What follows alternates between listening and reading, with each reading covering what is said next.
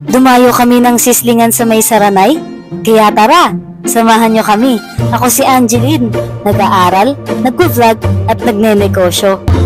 So, hi guys, nandito nga pala tayo ngayon sa Saranay. So, titikman natin dito yung MCS local. Yung mga amino nila dito, mga sisling, tapos hindi sila only rice, pero only gravy, tsaka soup sila.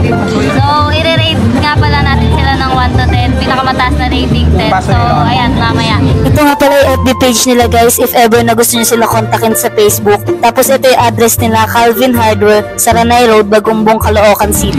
So, guys, yung presyo pala ng pagkain nila dito, budget meal lang, 99 pesos lang lahat. Pero yung mga sizzling yun guys, ganun.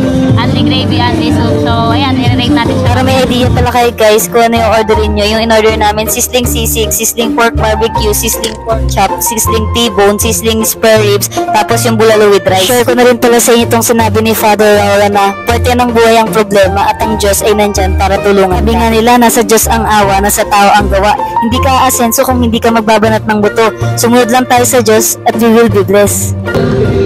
So ayun guys, as of now, natikman ko na yung sisig, malambot, tapos tama lang yung timpla. So mamaya ko na siya i-rate ng buo kapag tapos ko kumain. So tinikman ko rin yung ulam nila. So ayan.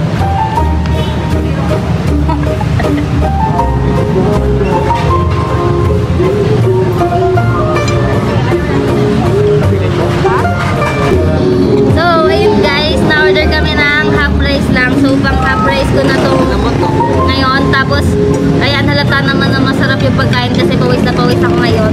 So ayan, mamaya pa rin natin siya i-rate. So ayun guys, i-rate na natin siya ng 1 to 10. Pero sobrang sarap kasi niya. Pwede bang lagpas sa 10, 11 out of 10. So ayun guys, napakasarap kasi sobrang lambot. Lahat na tikman ko, merong T-bone, merong sisig, merong barbecue. So ayan, iba-iba yung ano namin guys, pinilit. Natikman ko lahat. So napakalambot tapos malasa. So kung gusto nyo kumain dito, located lang siya sa Saranay, Caloocan. Nasa right side lang siya guys, may kita nyo siya agad.